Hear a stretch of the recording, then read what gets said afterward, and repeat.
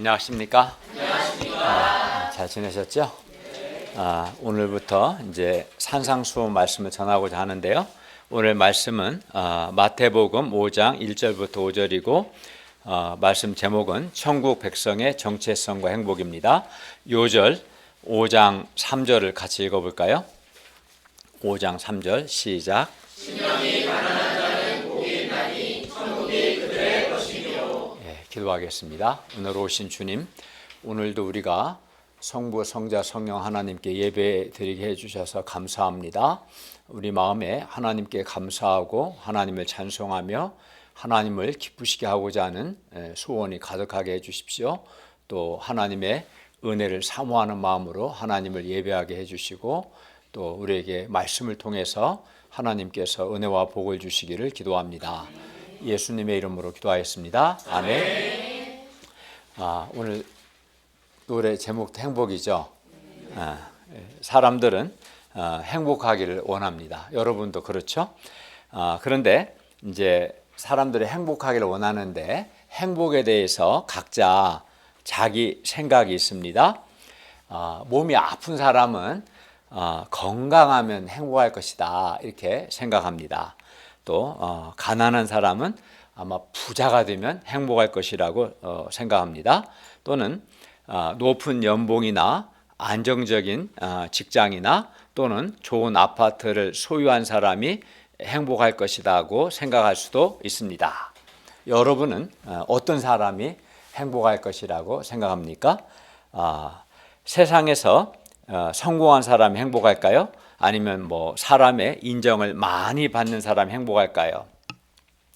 오늘부터 공부하게 되는 5장부터 7장 말씀은 예수님의 산상 설교 말씀입니다. 그 중에서도 5장 1절부터 12절에서 예수님은 어떤 사람이 행복한 사람인가 말씀합니다. 예수님은 먼저 어떤 사람들이 저기서 복은 행복인데요.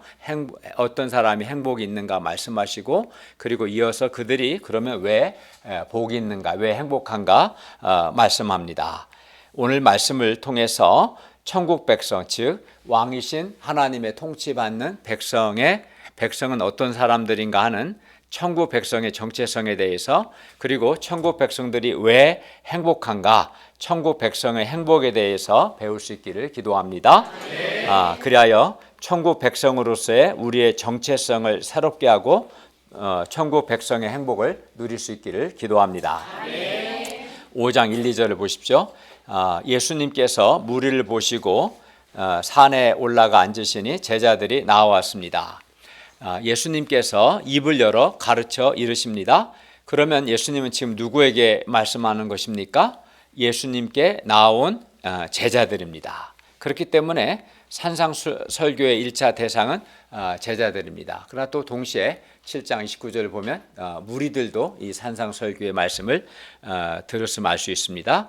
우선 이 제자들, 산상설교의 1차 대상인 이 제자들은 4장 18절부터 22절에 나오는 언급된 4명의 제자들입니다.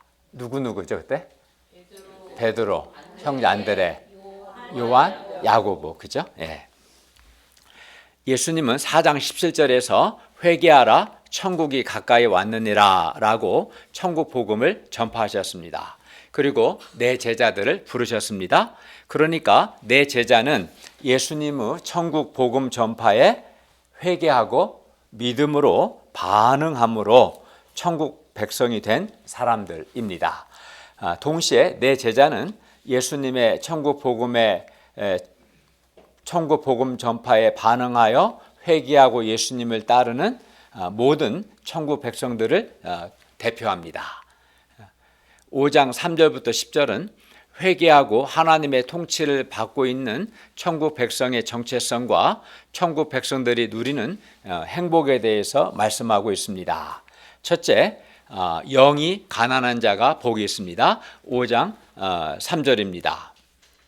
5장 3절을 다시 한번 읽어볼까요? 시작. 심령이 가난한 자는 복이 있나니 천국이 그들의 것이며. 헬라 원문의 뉘앙스를 살려서 번역해 보면 이렇습니다. 복이 있도다. 영이 가난한 자들이, 왜냐하면 천국이 그들의 것이기 때문이다, 이렇게 볼 수 있어요. 여기서 복이 있다는 헬라어 단어는 마카리오스인데 대단히 행복한, 현재 상태가 현재 상태 자체가 지극히 행복함을 의미합니다. 5장 3절이 말하는 복이 있다는 것은 회개하고 하나님의 통치를 받는 자들이 하나님과의 관계에서 누리는 지극히 행복한 상태를 가리킵니다. 그리고 심령, 즉 영이 가난한 자가 이러한 행복을 누립니다. 그러나 사람들은 어떻게 생각합니까? 일반적으로 가난한 자들이 복이 있는 것이 아니라 부자들이 복이 있다, 이렇게 생각합니다. 그래서 사람들은 가난한 사람들을 부러워합니까?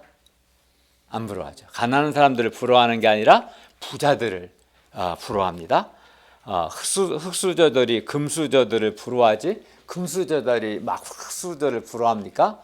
그렇지 않죠. 일반적으로는 그렇습니다. 그러나 예수님은 금수저가 복이 있다, 이렇게 말씀하지 않으시고 심령이 가난한 자가 복이 있다, 지극히 행복하다라고 말씀합니다. 그러면 여기서 심령이 가난하다는 것은 무엇을 의미합니까? 먼저 여기서 심령은 헬라어 토 푸뉴마티로 인간의 영을 가리켜요. 영을. 그래서 영이 가난한 자, 이렇게 하는 게 더 정확한 번역인데요.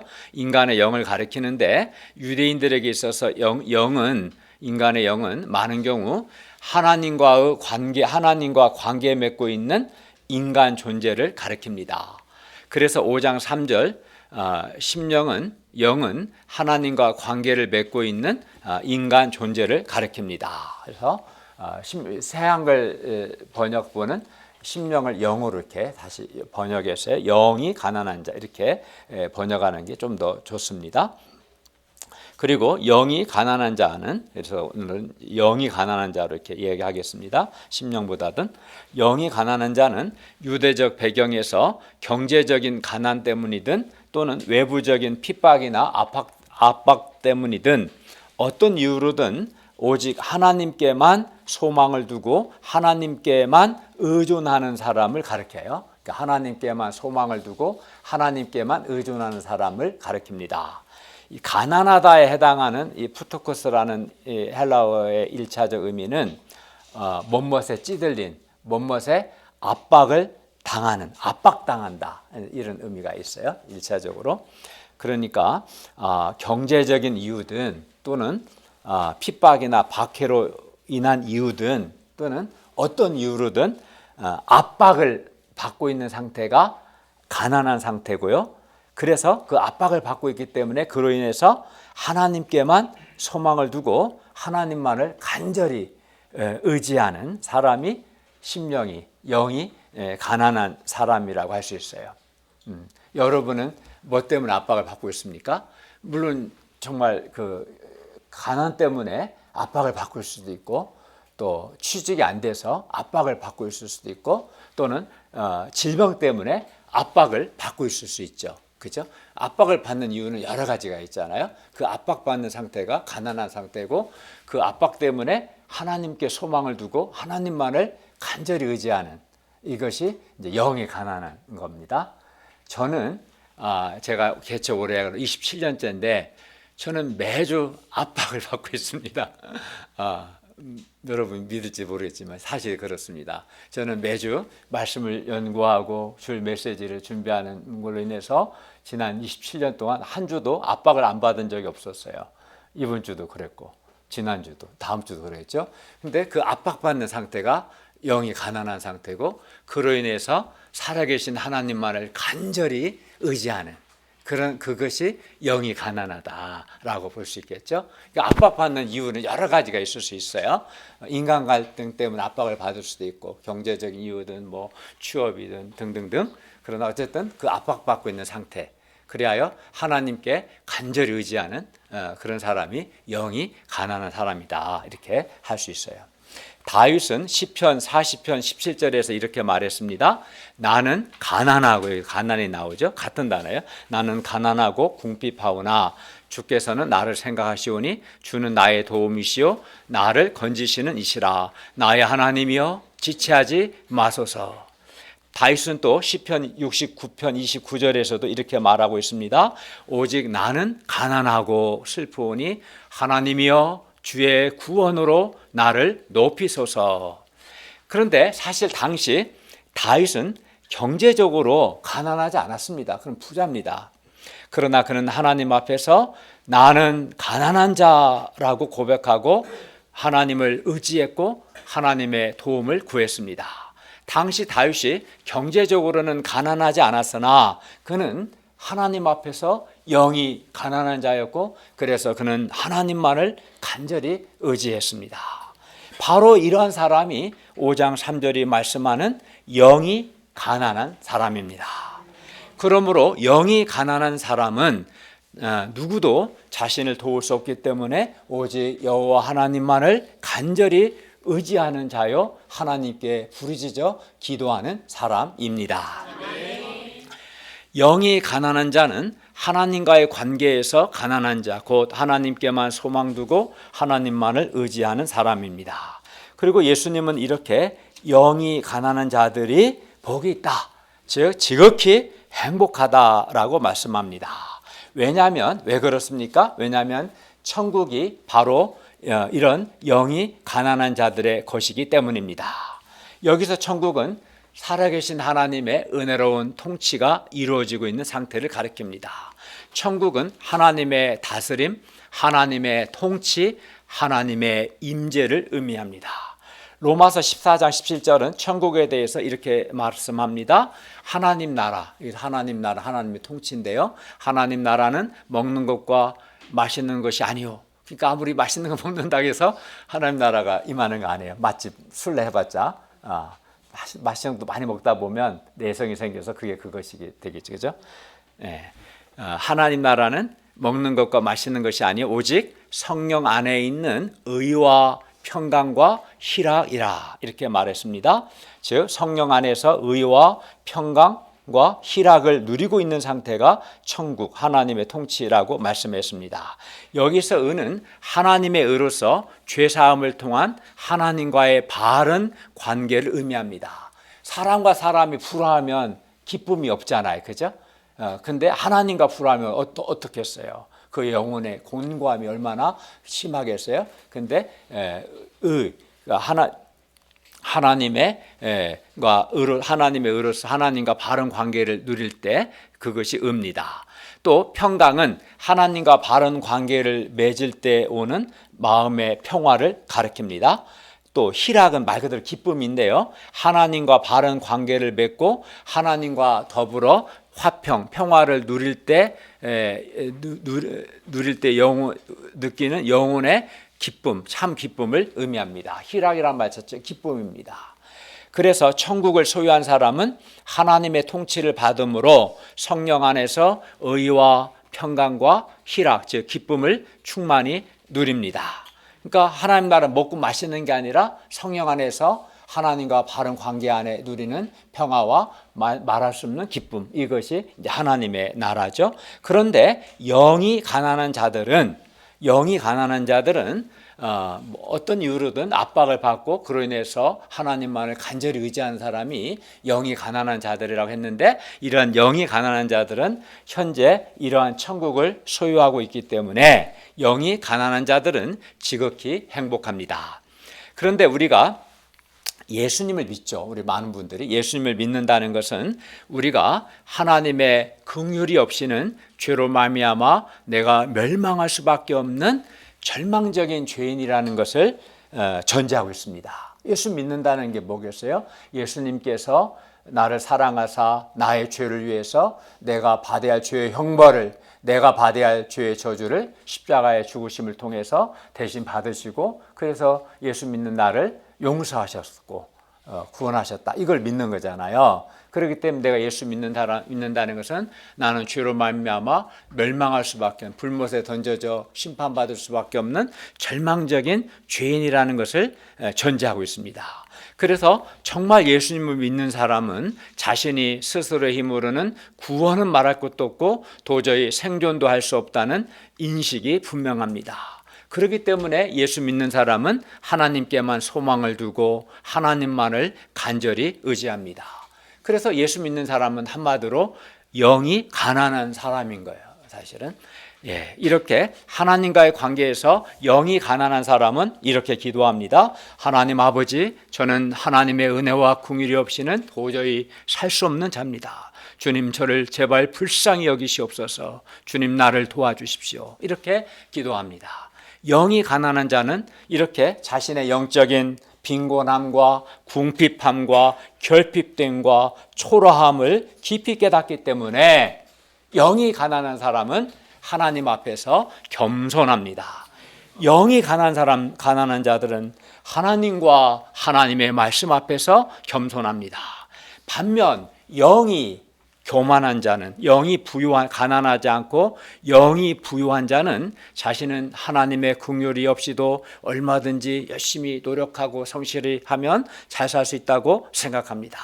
그러니 당연히 하나님과 하나님의 말씀 앞에서 영이 교만한 자는 그의 마음이 간절하지 않습니다. 하나님 앞에서 마음이 교만합니다. 그리하여 이렇게 그 영이 가난하지 않고 부유한 사람은 말씀 공부와 예배 시간에 하나님의 말씀을 들을 때 간절하지 않습니다. 또 이런 사람은 개인 기도를 하지 않거나 기도를 해도 간절하게 기도하지 않습니다. 영이 부유한 자는 한마디로 하나님께 대한 소원, 영적 소원이 없습니다. 그런데 사람이 경제적으로 가난하다고 해서 다 영이 가난한 것은 아닙니다. 왜냐하면 경제적으로 가난하다고 해서 다 하나님께만 소망 두고 하나님만을 간절히 의지하는 것은 아니기 때문입니다. 오히려 가난 때문에 더 물질에 집착하는 사람도 있습니다.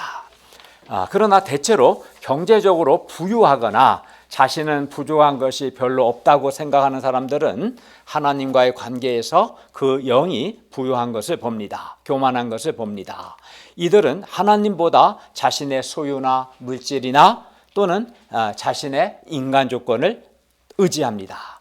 그러나 우리가 알아야 할 것은 이렇게 하나님과의 관계에서 영이 가난하지 않고 부유한 자들은 하나님만을 의지하지 않기 때문에 이런 사람에게 천국이 있겠습니까? 없겠습니까?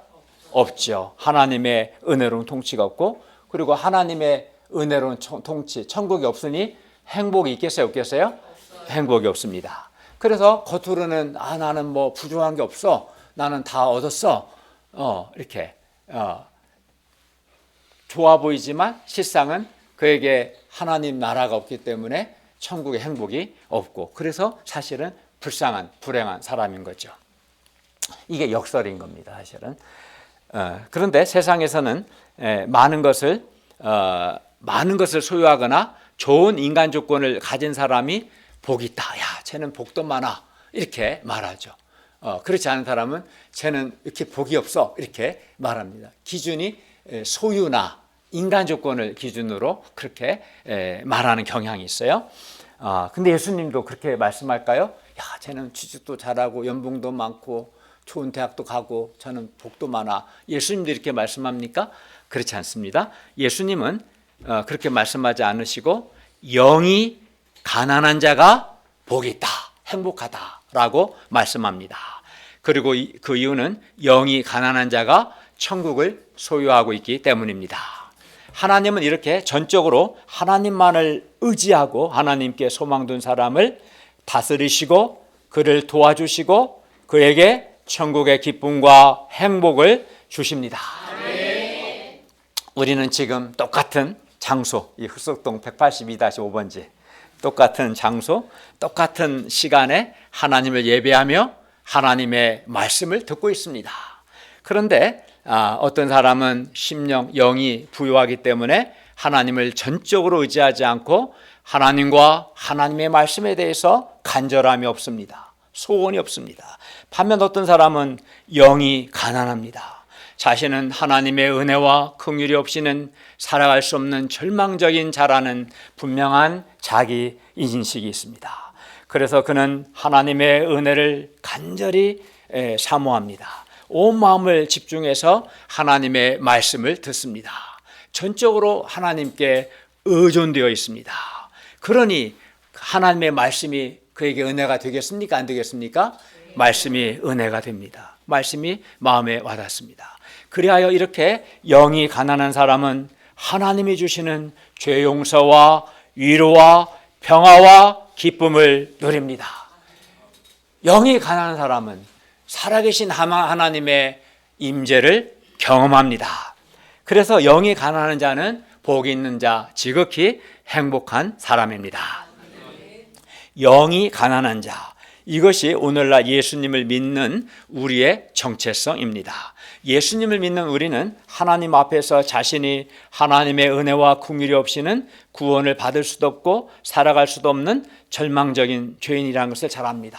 저는 하나님의 도우심이 없으면 말씀을 연구하거나 줄 메시지를 준비할 수 없다는 것을 정말 잘 압니다. 그래서 저는 매주 27년째 저는 매주 그 점에서 하나님 앞에 가난했어. 하나님을 간절히 의지했고, 그래서 살아계신 하나님을 매주 저는 체험하고 하나님의 임재를 경험하고 행복을 누리고 있습니다. 영이 가난한 자가 행복한 겁니다. 예. 그래도 예수 믿는 우리는 그래서 하나님 앞에서 우리 자신이 하나님의 은혜와 긍휼이 없이는 구원을 받을 수 없고 살아갈 수도 없는 절망적인 죄인이라고 압니다. 그래서 하나님께만 소망 두고 하나님만을 간절히 의지합니다. 그리고 그때 하나님께서 이러한 우리를 다스려 주시고 우리의 마음에 임재하십니다. 그리하여 우리는 하나님의 통치로 인하여 말할 수 없는 마음의 평화, 감사, 기쁨을 경험합니다. 그렇죠? 그렇기 때문에 천국 백성은 부자나 좋은 인간 조건 가진 사람을 부러워하지 않습니다. 우리가 때로 경제적으로 가난하기 때문에 불편한 것은 사실입니다. 또 사람들로부터 억울한 일을 당하기도 합니다. 그러나 한편 그러한 어려움들 때문에, 그런 어려움이 있기 때문에 오히려 더욱 하나님만을 의지할 수 있는 영이 가난할 수 있습니다. 우리가 영이 가난한 자라는 천국 백성의 자기 정체성을 회복하기를 바랍니다. 신자는 영이 가난한 자들입니다. 이게 신자의 정체성입니다. 그리하여 우리가 이 영이 가난한 자로서의 정체성을 회복하고 그리하여 하나님이 주시는 천국의 행복을 풍성히 누리기를 바랍니다. 그런데 5장 3절부터 10절에 복이 있다는 말씀은 다 현재형으로 되어 있습니다. 즉 현재 행복하다는 것입니다. 따라서 영이 가난한 자, 신자는 현재 행복한 것이 당연한 것이고 그것이 정상적인 겁니다. 그러나 안타깝게도 자기는 예수 믿는 신자라고 하면서도 현재 행복하지 않은 분들이 있습니다. 그러면 예수 믿는 신자이면서도 현재적으로 행복하지 않은 이유가 무엇입니까? 신자는 영이 가난한 자고 영이 가난한 자는 현재 복이 있는 자, 행복한 자, 이게 정상이거든요. 근데 예수 믿는 신자라고 하면서도 왜 행복하지 않은 걸까요? 왜냐하면 그 사람이 영이 가난한 자로서의 신자의 정체성을 잃어버렸기 때문입니다. 영이 가난한 자가 천국 백성, 신자의 정체성인데 영이 가난한 자로서의 자기 정체성을 잃어버렸어요. 영이 부유한 자가 되어버린 거죠. 교만하게 된 거죠. 그래서 행복하지 않는 겁니다. 그래서 이는 그 사람이 하나님께만 소망 두지 않고 또 하나님만 의지하지 않고 하나님이 아닌 다른 것들을 소망하고 다른 것들을 의지하기 때문에 행복하지 않는 겁니다. 따라서 우리가 지극히 행복한 삶을 살기 위해서는 영이 가난한 자로서 우리 신자의 정체성을 회복해야 합니다. 그리고 영이 가난한 자로서 신자의 정체성을 회복하는 방법은 어떻게 우리가 영이 가난한 자로서 우리 정체성을 회복할 수 있을까요? 그 방법은 우리가 하나님의 눈으로 자신의 영적 실존을 바라보고 깨닫는 겁니다. 우리가 자기 눈이나 다른 사람의 눈으로 자신을 평가하려고 하면 그 평가는 주관적이고 상대적이 돼요. 상대적이 되어서 하나님 앞에서 자신의 영적인 실존을 정확하게 깨닫지 못합니다. 다른 사람과의 비교에서 오는 상대적인 평가는 오히려 사람의 마음을 부요하게 하고 자기 만족에 빠지게 할 수도 있고요. 정반대로 그 사람과 비교해서 오는 상대적 평가는 사람의 마음을 열등감이나 비참함에 빠지게 합니다. 상대적이 되는 거고 주관적이 됩니다. 사람과 비교해서 자기를 평가하고 사람의 눈으로 자기를 바라보게 되면 이렇게 상대적입니다. 그런데 요한계시록 3장 17절을 보면 라오디게아 교회는 삼부 교회라고 그래요. 삼부. 무슨 의미냐면 나는 부자라 부유하여 부족한 것이 없다 하였습니다. 정말 부자 교회, 부유와 부족함이 없는 그런 교회였습니다. 그러나 예수님은 말씀합니다. 너의 곤고한 것과 너의 가련한 것과 너의 가난한 것과 너의 눈먼 것과 너의 벌거벗은 것을 알지 못하는도다. 그러므로 우리가 하나님 앞에서 하나님의 눈으로 하나님의 시각으로 자신을 바라봐야 합니다. 그래야 비로소 우리는 우리 자신의 영적인 실존을 정확하게 깨닫습니다. 말씀이 없는 내가 얼마나 곤고한 자인지, 하나님의 은혜와 도우심 없으면 내가 얼마나 결핍된 자인지, 자신의 영적인 실존을 하나님의 눈으로 바라보고 깨달아야 합니다. 내가 하나님의 은혜와 하나님의 도우심, 하나님의 긍휼이 없이는 구원을 받을 수도 없고 살 수도 없는 절망적인 죄인이라는 것을 깨달아야 합니다. 그때 영이 하나님 앞에 가난하게 됩니다. 우리가 하나님의 눈으로 우리 자신을 바라봄으로 우리 자신이 하나님의 은혜와 긍휼이 없이는 아무것도 할 수 없는 영적으로 절망적인 죄인이라는 것을 깨닫고 우리 영이 가난할 수 있기를 바랍니다. 그리하여 하나님이 주시는 천국의 행복을 누릴 수 있기를 기도합니다. 둘째, 애통하는 자가 복이 있습니다. 5장 4절 말씀인데 5장 4절 다 같이 읽겠습니다. 시작. 애통하는 자는 복이 있나니 그들의 위로를 받을 것이며. 예수님께서는 애통하는 자가 복이 있다, 행복하다고 말씀합니다. 그리고 그 이유는 애통하는 자들이 위로를 받기 때문입니다. 그럼 누구 위로를 받습니까? 물론 하나님의 위로입니다. 애통하는 자는 하나님의 위로를 받기 때문에 행복합니다. 그러면 여기서 애통하다는 것은 무엇을 의미합니까? 여기서 애통은 극도의 슬픔을 의미합니다. 그러면 제자들, 그 천국 백성은 무엇 때문에 애통하는 겁니까? 무엇 때문에 크게 슬퍼합니까? 먼저 우리가 하나님 앞에서 죄인으로서 자기를 발견할 때 자기 죄에 대해서 애통함이 있습니다. 다음으로 우리가 천국 백성으로서 살기 때문에 겪게 되는 애통, 그 슬픔과 아픔이 있습니다. 우리가 하나님의 백성으로서 하나님을 위해 살고자 할 때 많은 아픔이 있습니다. 우리가 캠퍼스에서 전도할 때 학생들로부터 오해와 무시를 받기도 하고 부당한 대우를 받기도 합니다. 또 억울한 일을 당하기도 하고 사람들에게 상처를 받기도 합니다. 이때 우리는 결코 기쁘거나 즐겁지 않습니다. 슬픈 생각이 듭니다. 애통하게 됩니다. 우리가 사람들을 돕기 위해서 애쓰고 수고했는데 사람들로부터 오해를 받거나 배반을 당할 때 마음이 무너져버리는 고통을 경험합니다. 그러나 예수님은 바로 이렇게 애통하는 자가 복이 있다, 애통하는 자가 최고로 행복하다라고 말씀합니다. 그리고 애통하는 자가 행복한 것은 그들이 하나님의 위로를 받기 때문입니다. 우리가 하나님의 위로를 받을 때 우리는 행복하게 됩니다. 저는 작년 올해 여러 일을 통해서 하나님의 위로를 많이 받았습니다. 말할 수 없는 기쁨이 있었고 행복이 있었습니다. 사람이 하나님의 위로를 받을 때 행복합니다. 우리가 겪는 슬픔과 아픔보다 하나님의 위로가 더 큽니다. 우리에게 이렇게 현재적인 하나님의 위로가 있을 뿐만 아니라 또 최종적인 하나님의 위로도 있습니다. 성경은 하나님의 최종적인 유료에 대해서 이렇게 말씀합니다. 계시록 21장 3, 4절 말씀인데요. 내가 들으니 보좌에서 큰 음성이 나서 이르되 보라 하나님의 장막이 사람들과 함께 있음에 하나님이 그들과 함께 계시리니 그들은 하나님의 백성이 되고 하나님은 친히 그들과 함께 계셔서 모든 눈물을 그 눈에서 닦아주시니 다시는 사망이 없고 애통하는 것이나 곡하는 것이나 아픈 것이 다시 있지 아니하리니 처음 것들이 다 지나갔음이로라.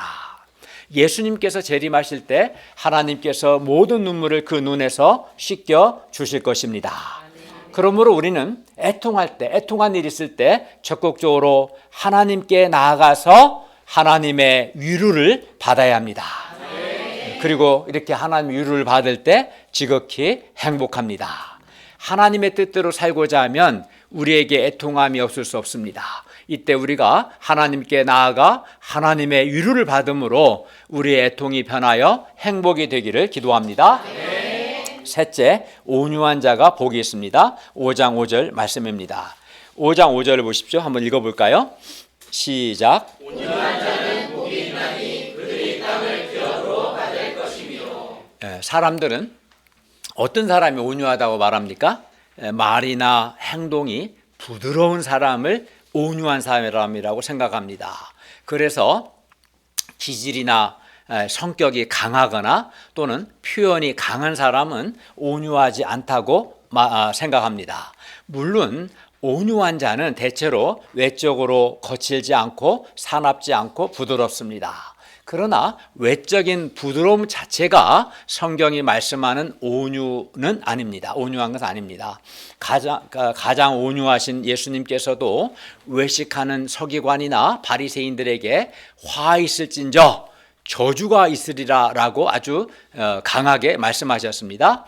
또 바알세불의 힘을 입어 귀신을 쫓아낸다고 비난하는 바리새인들에게는 독사의 자식들아 너희는 악하다 이렇게 아주 세게 말씀하셨습니다. 예수님의 말이 결코 부드럽지 않습니다. 이 독사의 자식들아, 이 뱀새끼들아, 그잖아요. 세지 않아요? 그것도 화를 내면서 말씀하셨어요. 그러니까 말이 세다고 온유하지 않은 건 아닌 거예요. 네, 여러분한테 한 거 아니고. 예수님께서는 특히 사람들 외식하는 것, 겉과 속이 다른 이중적인 예수님이 아주 책망한 두 종류가 있는데 외식하는 것, 진실되지 않고 겉과 속이 다른 것과 믿음이 없는 것에 대해서 예수님은 분명하게 책망하셨음을 우리가 복음서를 통해 알 수 있습니다. 그런데 이제 어떤 사람은 겉으로는 부드럽지만 속 생각은 아주 고집스럽고 상당히 거칩니다. 겉으로는 온유한 같지만 속에는 미움과 분노와 혈기가 많은 사람이 있습니다. 또 어떤 사람은 사람들에게는 부드럽지만 하나님을 향해서는 그 마음이 아주 고집스럽고 완고한 것을 봅니다. 이런 사람은 결코 온유하지 않습니다. 그러면 예수님께서 말씀하시는 온유란 무엇입니까? 성경에서 나오는 온유한 자들은 불공정한 상황에서 자신을 방어하기 위해 자신의 힘을 사용하기보다 하나님을 전적으로 의지하는 사람을 가리킵니다. 그러니까 하나님을 전적으로 의지한다는 점에서는 온유한 사람이나 가난한 사람들이 같아요. 그래서 그 히브리어를 보면 그 아나빔이라는 그 단어가 온유하다고도 번역이 되기도 하고 가난하다고도 번역이 돼요. 70인 성경에서. 하나님만 의지. 다만 가난한 자들은 압박을 받고 있는 상태, 하나님을 의지하는 것이고 온유한 자들은 불공정한 상황에서 자신을 방어하려고 하기보다 자신 힘을 사용하려고 하기보다 하나님만을 전적으로 의지한다는 점에서 원인은 좀 다르지만 하나님만 의지한다는 점에서는 같은 면이 있습니다. 가난한 자나 온유한 자나. 온유한 사람은 다른 사람에게 불공정한 대우를 받았다고 생각될 때 화를 내거나 소리를 지르거나 삐치거나 또는 분노하거나 자기의 힘을 사용하려고 하지 않고 그러기보다는 하나님을 전적으로 의지하는 사람입니다. 또는 저항하거나 복수하지 않고 또는 인간적인 방법을 사용하지 않고 오직 하나님만을 바라보고 하나님께서 갚아주시고 또 하나님의 갚아주심과 하나님의 위로를 바라는 사람, 이런 사람이 온유한 사람이죠. 예를 들어 예수님은 욕을 받되 대신 욕하지 아니하시고 또 고난을 받되 위협하지 아니하시고 오직 공의로 심판하시는 하나님께 부탁하는 자가 성경에 말씀한 온유한 자라고 말합니다. 사람이 욕을 받으면 어때요? 갚아줘야 하잖아요. 2배, 3배로. 이러면 이제 온유하지 않은 거죠. 조금만 억울하다 생각하면 막 맞받아치고 막 싸우려고 하고 싸움닭처럼, 이런 사람은 온유하지 않습니다. 조금이라도 내가 손해보는 것 같고, 조금이라도 오해받는 것 같고, 조금이라도 불공정 대접받는 것 같으면 못 견뎌하는 사람, 결코 이제 그런 사람은 온유하지 않는 거죠. 욕을 받는데 욕하지 않고, 고난을 받았지만 위협하지 않고, 어떻게 참아요? 하나님께 맡기는 거죠. 하나님의 심판에 맡기고 하나님이 갚아주실 것을 바라보고, 이런 사람이 이제 하나님께 맡기면 온유할 수 있습니다. 이런 사람이 온유한 사람입니다. 그리고 이런 온유는 하나님께 대한 믿음이 없이는 불가능합니다. 하나님이 갚아주심을 확실히 믿는 사람만이 진정으로 온유한 사람이 될 수 있습니다.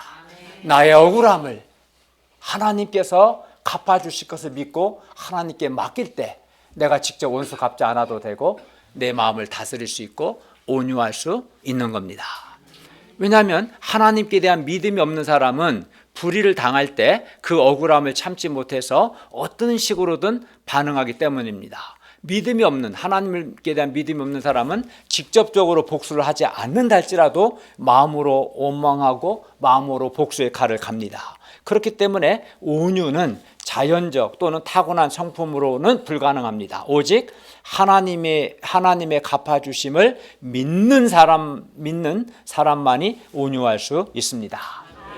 그래서 온유는 성격이나 기질이 아니라 하나님과의 관계 속에서 맺어지는 믿음의 열매이며 동시에 성령의 열매 안에 온유가 들어가거든요. 믿음의 열매고 성령의 열매입니다. 그래서 하나님께 대한 믿음이 있고 성령 하나님께 순종하고 성령의 다스림을 받는 삶이 없이는 누구도 온유할 수는 없습니다. 인간적으로 온유할 수는 없습니다. 그렇기 때문에 온유는 하나님을 믿고 성령께 순종하는 천국 백성의 정체성입니다.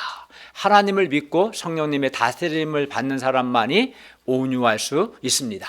하나님께서 갚아주실 것을 믿기 때문에, 성령의 다스림을 받기 때문에 내 기질이나 성격이 아니라 마음으로부터 온유할 수 있습니다. 예수님은 그리고 이렇게 온유한 사람이 복이 있다, 행복하다고 말씀합니다.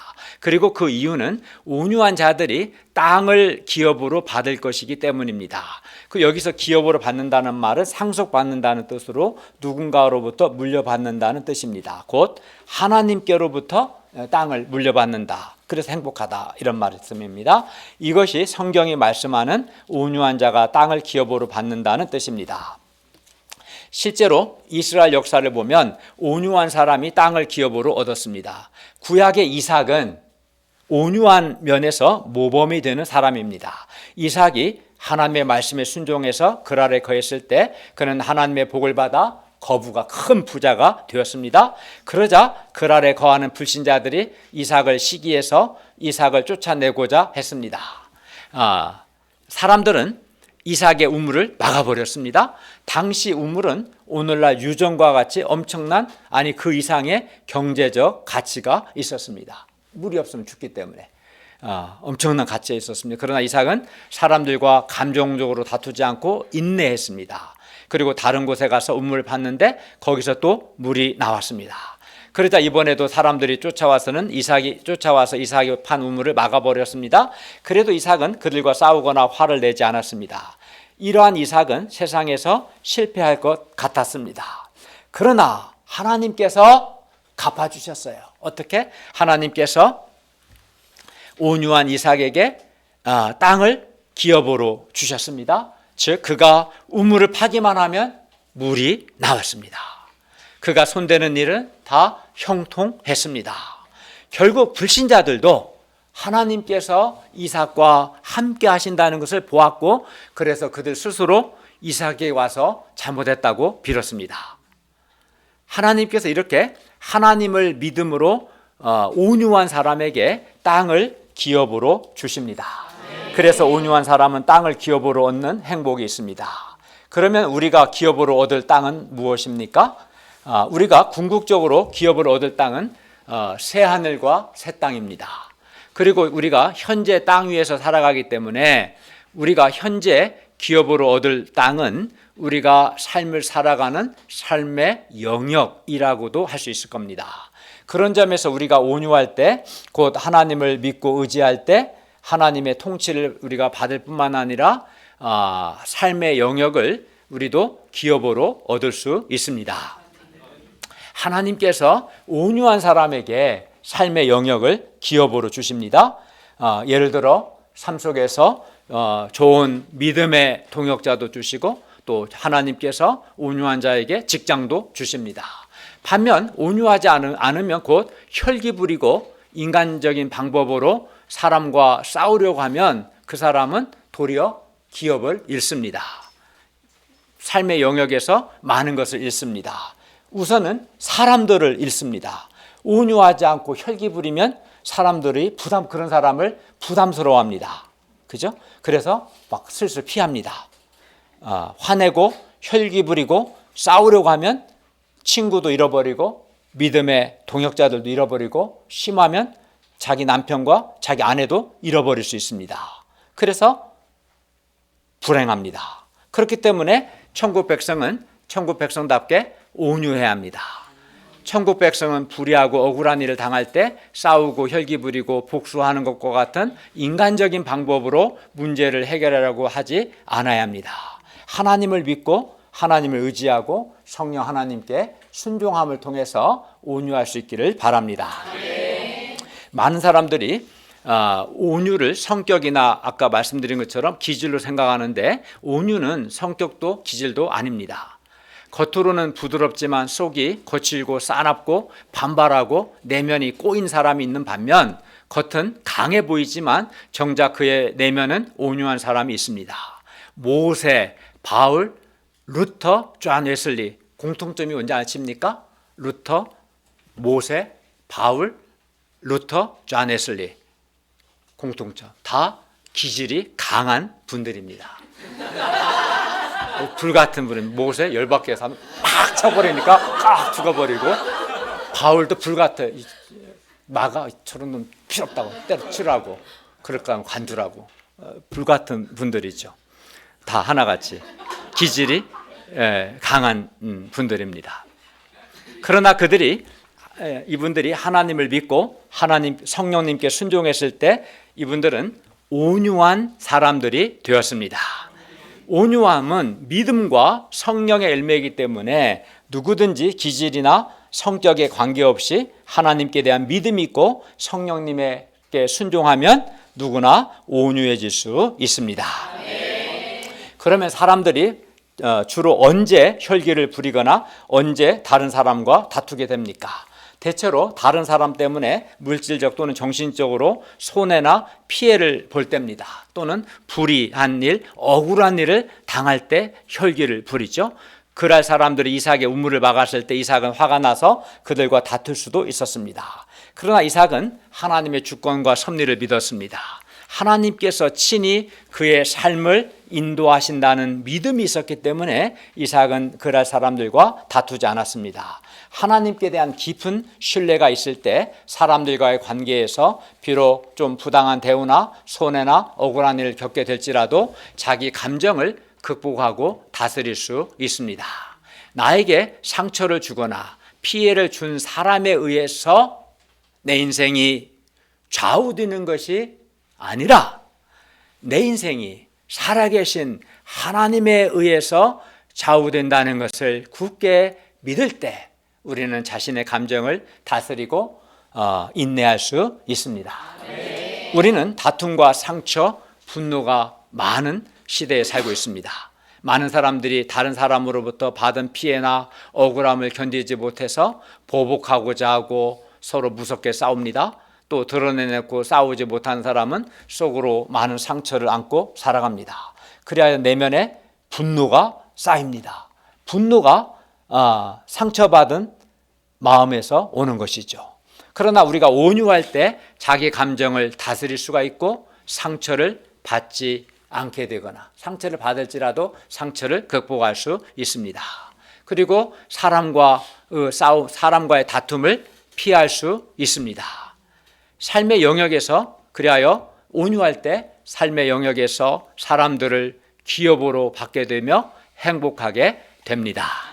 우리가 하나님과 하나님의 주권에 대한 깊은 믿음과 성령 하나님께 순종함을 통해서 온유한 사람, 곧 불공정한 상황에서 자신을 방어하기 위해 자신의 힘을 사용하기보다 하나님만을 전적으로 의지하는 사람, 또 그리하여 욕을 받되 욕하지 아니하고 고난을 받되 위협하지 아니하는 사람들로 빚어질 수 있기를 기도합니다. 그리하여 사람들도 또 사람들 직장을 포함해서 삶의 많은 영역을 하나님으로부터 기업으로 받을 수 있기를 기도합니다. 온유하면 사람을 얻죠. 근데 거칠고 싸납고 그러면 사람들이 그런 사람을 되게 부담스러워하고 슬슬 피하게 되고 많은 것을 잃어버리게 돼요. 근데 인간적인 의지로 안 돼요. 근본적으로 하나님께 대한 믿음이 있어야 하고 성령의 다스림을 받아야 온유라는 성품의 열매를 맺을 수 있습니다. 결론입니다. 우리는 이상에서 천국 백성의 정체성과 천국 백성의 행복에 대해서 배웠습니다. 그러면 우리가 심령이 가난한 자, 애통하는 자, 온유한 자로서 천국 백성의, 즉 우리 신자의 정체성을 회복하고 천국 백성의 행복을 풍성히 누릴 수 있기를 기도합니다. 기도하겠습니다. 은혜로우신 주님, 오늘 말씀 통해서 천국 백성의 정체성과 행복을 가르쳐 주셔서 감사합니다. 우리가 천국 백성의 정체성, 특히 영이 가난한 자, 또 애통하는 자, 온유한 자가 되어 하나님 주시는 행복을 풍성히 누릴 수 있도록 도와주시옵소서. 예수님의 이름으로 기도하였습니다. 아멘.